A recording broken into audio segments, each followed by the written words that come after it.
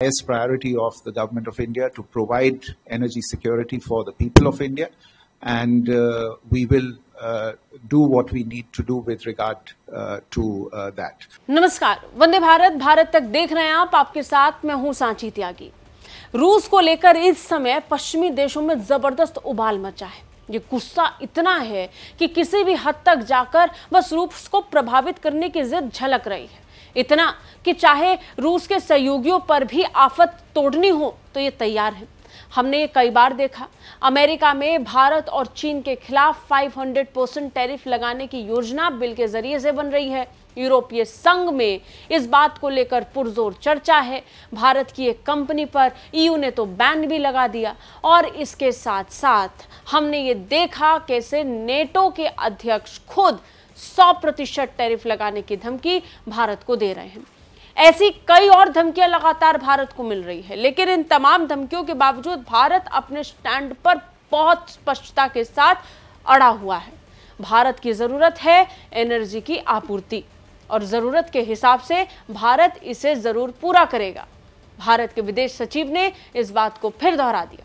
जब उनसे इस बारे में सवाल पूछा गया तो उन्होंने बहुत स्पष्टता के साथ कहा कि भारत एनर्जी सिक्योरिटी को प्राथमिकता देता है और इसके लिए जो जरूरी होगा वो जरूर करेगा। Energy security is concerned, it is the highest priority of the government of India to provide energy security for the people of India, and we will do what we need to do with regard to that. On energy related issues itself also, as we have said previously, it is important not to have double standards and to have a clear-eyed perception of what the global situation is insofar as the broader energy market is concerned, and where the providers of energy goods are located and where they're going to come from, and who needs energy at what point in time. I think these matters are not appreciated sufficiently. इससे पहले अमेरिकी senator Lindsey Graham ने फिर से भारत को चेतावनी दी थी। चेतावनी ट्रंप के टैरिफ की। उन्होंने कहा कि जैसा कि हमने पहले भी कहा कि ऊर्जा संबंधी मुद्दों पर भी दोहरे मापदंड ना अपनाना और व्यापक ऊर्जा बाजार के संदर्भ में वैश्विक स्थिति के बारे में स्पष्ट दृष्टिकोण रखना महत्वपूर्ण है। उन्होंने यूरोप का नाम कहा कि यूरोप इस समय महत्वपूर्ण सुरक्षा मुद्दों से जूझ रहा है, इसलिए इसे एड्रेस करना जरूरी है। खास बात यह कि उनकी एक टिप्पणी यूरोपीय संघ द्वारा यूक्रेन में युद्ध के कारण रूस पर नए प्रतिबंधों के लागू किए जाने के बाद आई है।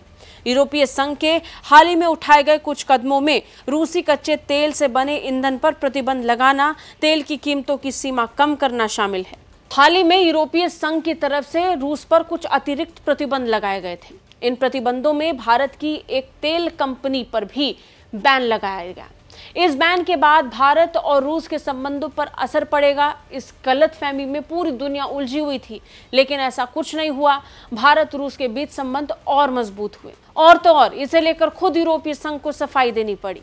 कहना पड़ा कि हम किसी देश विशेष पर यह प्रतिबंध लागू नहीं करना चाह रहे थे, हमने तो ये प्रतिबंध केवल और केवल रूस को रोकने के लिए लगाए हैं।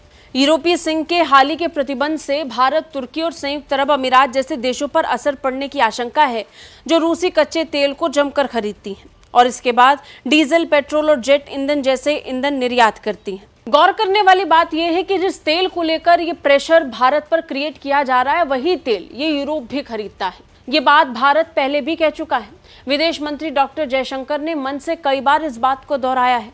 जब जब भारत पर इस तरीके का प्रेशर बनाने की कोशिश हुई, तब भारत ने लगातार कहा है कि किसी भी तरीके के डबल स्टैंडर्ड्स को यूरोप को नहीं अपनाना चाहिए। यूरोप एक तरफ भारत पर तेल खरीदने को लेकर प्रतिबंध लगाने और दबाव बनाने की कोशिश करता है, और दूसरी तरफ भारत द्वारा खरीदे गए उसी रूसी तेल को भारत से खरीदता है। ये डबल स्टैंडर्ड्स हैं। भारत इस बात को कई बार एक्सपोज करके बता चुका है, लेकिन बावजूद इसके यूरोप इस बात को बहुत ताक पर रखकर साइडलाइन करते हुए बहुत ही सेलेक्टिवली अपनी बात को रखता है। आज की तारीख में यूरोप नए विकल्पों के साथ जाना चाहता है। जब वो इस प्रेशर में घिर चुका है तो वो चाहता है कि बाकी विकल्पों के साथ जाकर भारत पर ही दबाव डाला जाए। नतीजन ये दबाव डालने की कोशिश हुई, लेकिन भारत से मिला मुंह तोड़ जवाब। आपको क्या लगता है? कमेंट करके हमें जरूर बताइए। जय हिंद।